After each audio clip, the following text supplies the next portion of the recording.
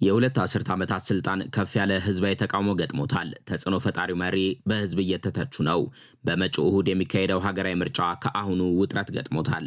ተርኬ በሰፊ ህዝባዊ ተቃውሞ ተወጥራለች። የዛሬው የሐሳብ ትንታኔያችን ዋነኛ ጉዳይ ነው።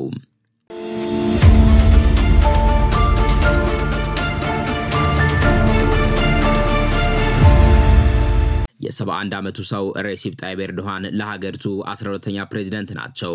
ፖለቲካ በእጅጉ የጠለቃቸው በእውቀትና ብስለትም በብዙ የሚወደሱ ወጣትነታቸውንም በፖለቲካ ጉዳዮች ጥናትና ንባብ ላይ ያሳለፉ ስለመሆናቸው ግለ ታሪካቸው ይናገራል።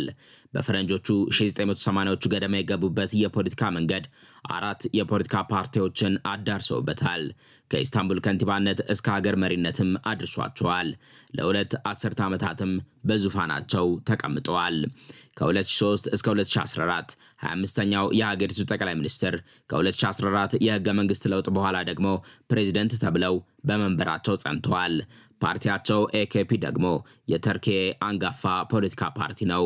2002 ላይ የፓርቲው መሪነት ሲሰጣቸው ፓርቲው ሀገር አቀፍ ምርጫ ያሸነፈበት ወቅት ነበረ። ኑሮ በእጅጉ የፈተናቸው በስኬቱ ዘመን ድልና እድል ተዳምረው መሪ ያደረጓቸው እርሳቸው በሀገሬው ህዝብ ዘንድ የበዛ ተቀባይነት እንዳላቸው ይነገርላቸዋል።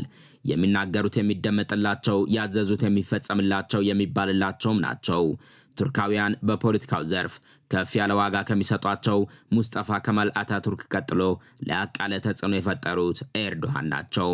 ህዝባቸው አኩርፎ የማያኮርፋቸው፣ ተቆጥቶ የማያመርባቸው፣ በድለውናል ብሎ ከጥቃት ለመጠበቅ የማያመነታባቸው ኤርዶሃን በትክክልም ህዝባቸው እንደሚወዳቸውና እንደሚከተላቸው የሚያረጋግጡ ክስተቶች ተስተውለዋል። ፋቱላ ጉለን በኤርዶሃን እጅጉን የሚጠላና በነፍስ የሚፈለግ አካል ነው። ይህ አካል በፈረንጆቹ 2016 ኤርዶሃንን ከስልጣን ሊገረስስ ህዝብን አሳመጸ። ኢስታንቡል ተናወጠች። ኤርዶሃን መከላከያቸውን አሰማሩ። በመቶዎች የሚቆጠሩ ዜጎች ህይወት አለፈ። ደሞዝ የሚከፍላቸው የመንግስት ሰራተኞች ስልጣኔን ለመገርሰስ ከሚፈልጉት አካላት ጋር አብረዋል ያሉት ኤርዶሃን ከ10 ሺህ በላይ የመንግስት ሰራተኞችን ከስራ አባረሩ። በገፍ የሚቆጠሩ የመፈንቅለ መንግስቱ አባሪዎችን ዘብጥኛ ወረዱ። የሚከተላቸው ህዝብ አገዛቸው። ነውጡ በረደ። መንበራቸውም ተረጋጋ። የፋቱላ ጉለን ስምና ኃይል በቱርክ ታሪክ ሆነ። እስከዛሬ በሀገሪቱ የተካሄዱ ምርጫዎችን በበላይነት መርተው ያሸነፉትና ስልጣናቸውን ያቆዩት ኤርዶሃን አምባገነን ናቸው የሚሏቸውም አልጠፉም። በልሂቃኑ ዘንድ ተደጋግሞ የሚሰማውን በፖለቲካው ዘላቂ ወዳጅም ዘላቂ ጠላትም የለም የሚለው መርህ በአግባቡ ከሚጠቀሙባቸው የሀገራት መሪዎች ኤርዶሃንን ተጠቃሽ የሚያደርጉ አያሌ ናቸው። ከሩሲያ ቢኳረፉ፣ እስራኤልን ቢቆጡ፣ በቻይና ቢደሰቱ፣ በአሜሪካ ቅር ቢላቸው ሁሉን በተገቢው መልኩ ያስተናግዱታል። ጥቅማቸውን ያስጠብቃሉም ይባልላቸዋል። ታዲያ ያለፉት 6 ቀናት ለተርኬ ሰላም የሰፈነባቸው አይደሉም። የኤኬፒ ፖለቲካ ፓርቲ ዋነኛ ተቀናቃኝ የሆነው ሲኤችፒ ፓርቲ ሁነኛ ሰው ኤክሬም ኢማሞግሉ የኢስታንቡል ከንቲባ ናቸው። የ53 ዓመቱ ሰው በ2008 ፖለቲካውን ተቀላቅለው ከ2014 እስከ 2019 የኢስታንቡል ባይልኩዱዝ ግዛት አስተዳዳሪ ሆነው ዘልቀው ኋላም 2019 ላይ የኢስታንቡል ከንቲባ መሆን ላይ ደርሰዋል። ታዲያ ለዚህ ከንቲባነት ሲመረጡ የኤርዶሃን ፓርቲ እጩ ተወዳዳሪን በከፍተኛ ድምጽ አሸንፈው ነበር። በ2002 ታዲያ ሰውየው በሙስና ወንጀል ተጠርጥረው ከፖለቲካ እንዲታገዱ ተደርገው ነበር። ባለፈው ሳምንት በድጋሚ በሀገሪቱ የወንጀል ምርመራ ቢሮ በኩል እንዲታሰሩ ተደረጉ።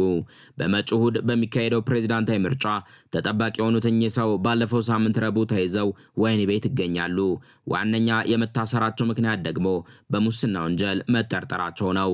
ይህን መታሰራቸውን ተከትሎ ታዲያ ዋና ከተማን ኢስታንቡልን ጨምሮ በ55 ግዛቶች በሀገሪቱ ታሪክ ታይቶ የማይታወቅ የተባለለት ከፍተኛ ህዝባዊ ተቃውሞ ተቀጣጥሏል። ፖሊስ የተለያዩ ተቀጣጣይ ቁሶችን ተጠቅመው ተቋማቸውን በሚያሰሙ ዜጎች ላይ በአጸፋው ውሃ፣ አስለቃሽ ጭስና የጎማ ጥይት እየተኮሰ ይገኛል። ኤርዶሃን ይህን ክስተት ለተርኬ ሰላም የማይፈልጉ አካላት የቀሰቀሱት ነው ብለውታል። የኢማሞግሉ ፖለቲካ ፓርቲንም ህዝብ በጥባጭና ሰላምን የማይፈልግ ሲሉ ተችተዋል። ምንም እንኳን ኢማሞግሉ በሙስና ተጠርጥረው ቢታሰሩም አስረጅ የሆኑ ነጥቦች ግን አልቀረቡባቸውም። በዚህም መታሰራቸው ፖለቲካዊ እንድምታ የያዘ ነው በሚል ኤርዶሃንን እያስተቸ ነው። ኤርዶሃን ምክንያታዊ አይደሉም እያሉ የሚገኙት ተቾች ክስተቱ በትክክልም መጪው ምርጫ ለማቀዝቀዝ የተደረገ ነው፣ ኤርዶሃንም ተፎካካሪ እንዳይኖራቸው ያደረጉት ሴራ ነው ሲሉ ድምዳሜ ሰጥተውበታል። ኤምኤምግሉ በዚህ ምርጫ ቢሳተፉ ስልጣናቸውን ይዘው እስከ 2028 የመቆየት እድል አላቸው።